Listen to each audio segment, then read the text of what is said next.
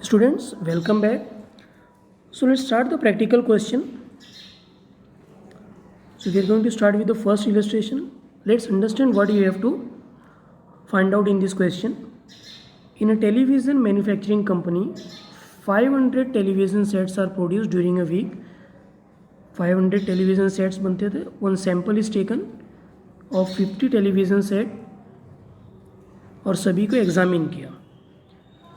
The number of defects per set is given below.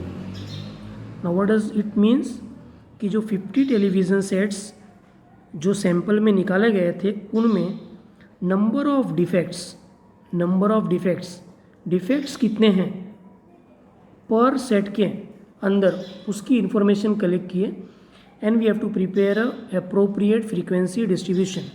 So before preparing frequency distribution, let's understand the variable which is given, either it is discrete variable or continuous variable.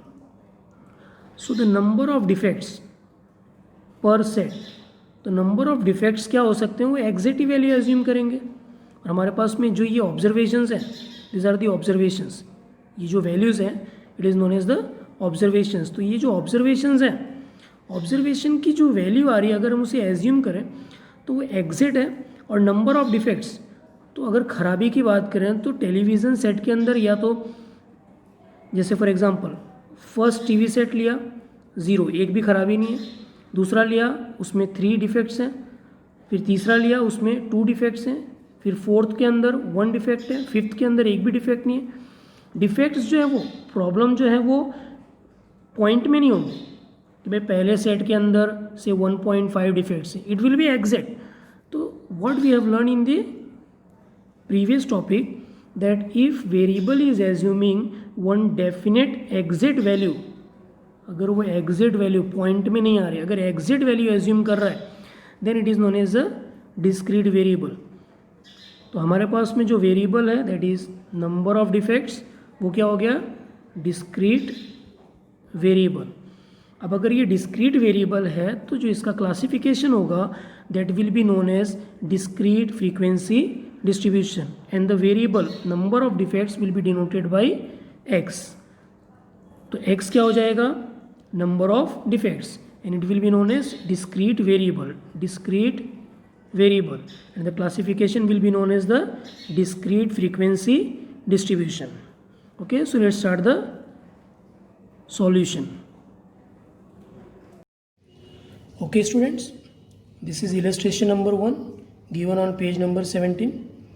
Now these are the observations. Values are given regarding the variable. As I have explained earlier that the variable is number of defects per set, per television sets. तो जो number of defects है वो हमारा क्या हो जाएगा variable हो जाएगा.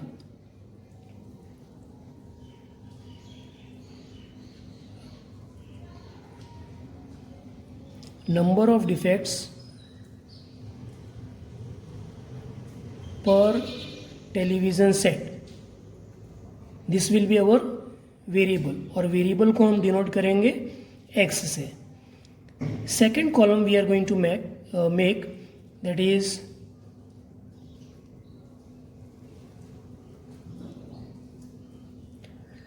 tally marks and third column that will be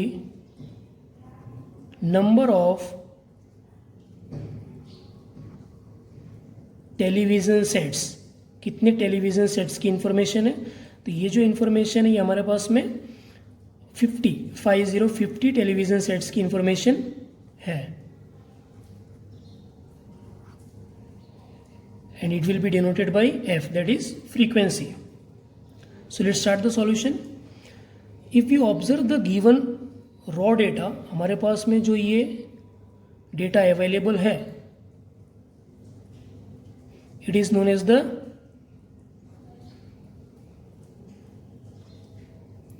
raw data और अनग्रुप डेटा.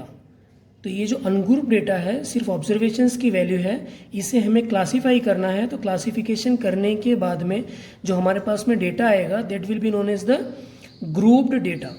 तो ग्रुप्ड डेटा में हम जो क्लासीफाई कर रहे हैं वो जो हमारा वेरिएबल है that is number of defects, it is discrete variable, और जो क्लासिफिकेशन होगा it will be known as discrete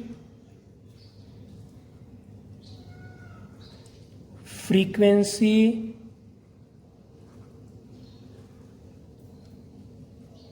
distribution.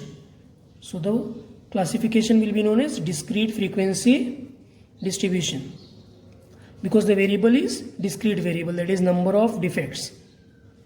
Now if we observe जो हमारे पास में जो values जो observations दे के रखे उसमें जो सबसे lowest value है that is 0. So we will continue starting from 0, 1, 2, 3, 4, and if you observe the highest value is 5. Highest value is 5. So we will continue till 5. तो हमें क्या करना है, x की वैल्यू लोवेस्ट से स्टार्ट करके हाईएस्ट तक लिख देना इस तरह से. Then the next column will be tally marks. In tally marks, what we are going to do, understand it carefully. One by one हम ऑब्जर्वेशंस को देखेंगे. हमारा फर्स्ट ऑब्जर्वेशन है 0, तो 0 के सामने इस तरह से एक 1 जैसी लाइन बनाएंगे. This will be known as tally mark. ना दूसरा ऑब्जर्वेशन 2, तो 2 के सामने 1 टेली मार्क. थर्ड ऑब्जर्वेशन देखते हैं 2, तो अगेन 2 के सामने वापस 1 बनाएंगे. This will be 1 tally mark. Then 0 के सामने वापस 1 बनाएंगे, that will be the other tally mark. Now the second column 3, तो 3 के सामने 1 टेली मार्क, 3 1 टेली मार्क, 4 तो 4 के सामने 1 टेली मार्क, 1 तो 1 के सामने 1 tally mark.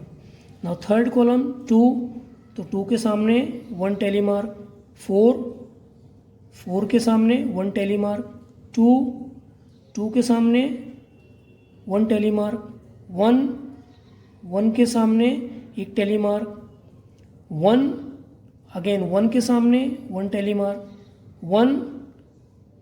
1 tally mark, 1. If you observe 1 2 3 4 tally mark हमने कर दिया. अगर 5th टेली मार्क आता है then we have to just cross in this way. तो ये क्या हो जाएगा, 5 का बंच बन जाएगा. In this way we have to do the tally mark. तो हमने जो अभी 1 आया उसके लिए क्या किया, क्रॉस कर दिया इसको, ये टेली मार्क हो गया. नेक्स्ट विल बी 0, तो 0 के सामने 1, 0 देन 0 देन 0, तो नया बंच बनेगा 1 2, तो 2 के सामने 1 2 3 4, तो इसे क्या करेंगे, क्रॉस कर देंगे. So we have completed this line.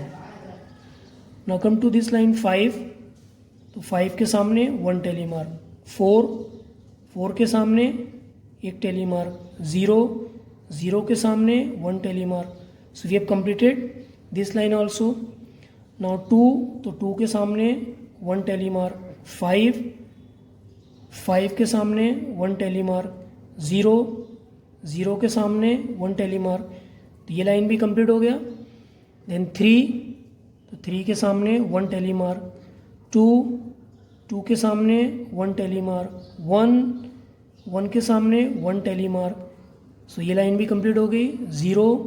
0 के सामने अगेन 1 टेली मार्क, 1 के सामने 1 टेली मार्क, 0 के सामने 1 2 3 4, तो 5th will be in the cross way. तो ये भी कंप्लीट हो गया. देन 2 के सामने 1 टेली मार्क, 0 के सामने न्यू बंच, देन 1, तो 1 के सामने 1 tally mark. This column is over. Now 3 के सामने एक टेली मार्क, अगेन 3, तो ये क्या हो जाएगा, cross, again 3, so new bunch will be there. This column is over. 0, तो 0 के सामने एक टेली मार्क, 2 के सामने एक टेली मार्क, 1 के सामने एक tally mark. This is over. Then next will be 0, तो 0 के सामने 1 टेली मार्क, 1 के सामने ये 4 का हो गया, तो 5th विल बी क्रॉस्ड. 0, तो 0 के सामने 1 tally mark. This is over. 1 के सामने new bunch will be there, again 1 0, तो 0 में 1 2 3 4 5th will be crossed. Then this is over. Then last column 0 0 0, so 3 times zeros are there, so 1 2 3. This column is also over. Now let's come to the next step. Third column is number of TV sets. तो number of TV sets, अब ये क्या करेंगे, हम इसे plus करेंगे. 5 5 10 15 16 17 18. 5 plus 5 10, 10 plus 2 12. 5 6 7 8 9, so this is 9. 5 plus 1 6 6. 1 2 3, then 1 2. Now we have to do the total of the last column frequency, क्योंकि हमारे पास में कितने टेलीविज़न सेट्स की इंफॉर्मेशन थी, 5050 की. अगर ये लास्ट कॉलम 50 जो हमने टेलीमार्क करके फ्रीक्वेंसी लिखी, ये जो फ्रीक्वेंसी आ रही है, अगर ये 5050 आ रही है, then that means our sum is right. Let's do the totalling.